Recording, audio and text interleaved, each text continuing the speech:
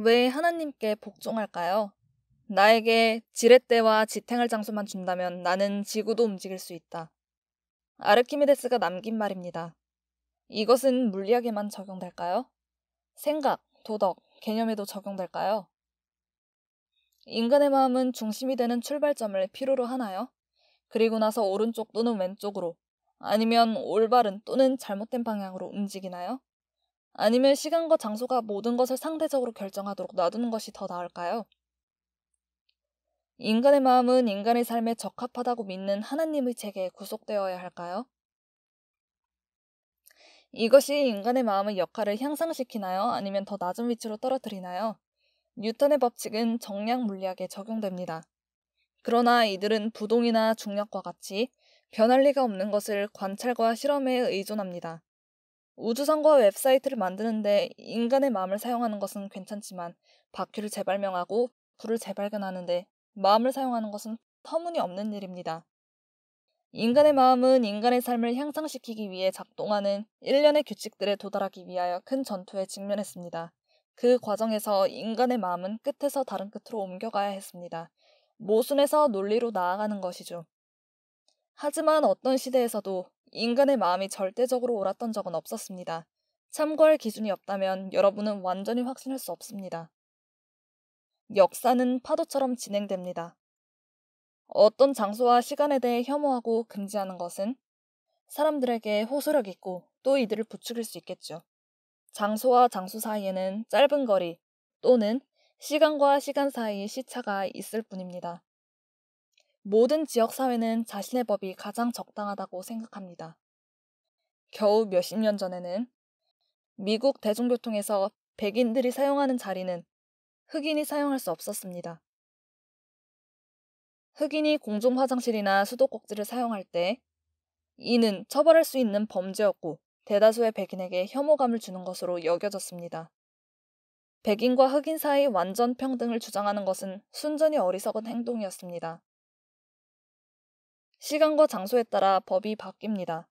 명확한 기준을 제시하지 않으면 어떻게 옳고 그름을 구별할 수 있습니까? 한때 독일군은 하위 종족의 근절이 허용된다는 니체의 이론을 지지하였습니다. 더 높은 종족이 살아남고 번영할 수 있는 더 좋은 기회를 주기 위해서였죠. 이것은 구현하기에 충분히 논리적이라고 생각한 수백만의 사람들에 의해 지지되었습니다. 그런 개념은 특정 기간 동안 허용되었습니다. 뿐만 아니라 이들을 비난하는 것은 신성모독으로 여겨졌습니다. 그런 생각이 터무니없는 것처럼 보일 때가 올 것이라고 생각하는 사람은 드물었습니다. 오늘날 우리는 아이들이 어리석다고 생각할 개념을 고수하고 있는 건 아닐까요? 이슬람은 인간의 마음에 건전한 토대가 필요하다는 것을 입증합니다. 도덕적 기준점, 길을 가리키는 나침반. 사람들은 수백만 개의 나침반을 가지고 있습니다.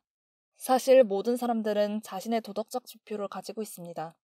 어디에서 얻을 수 있을까요? 우리가 그것을 발견했을 때 그것이 올바르다는 것을 어떻게 할 수 있을까요? 데카르트는 그 원리를 말했습니다. 나는 생각한다. 고로 존재한다. 방법론적 회의론으로 알려져 있습니다. 그의 제자들은 마음과 자신의 존재를 포함하여 모든 것을 의심했습니다. 이들은 비난받아서는 안 됩니다. 왜냐하면 기준점이 없을 때 우리가 어떻게 확신할 수 있겠습니까? 이슬람교는 완전한 삶의 방식을 형성하였습니다. 생명과 우주의 건전한 개념을 바탕으로 하였죠. 그것은 하나님에 의해 확립되었기 때문에 포괄적이고 영구적입니다. 인간과 우주 및 존재하는 모든 것의 창조주. 오늘날 어떤 사람들은 이슬람의 삶의 방식에 반대하기도 합니다.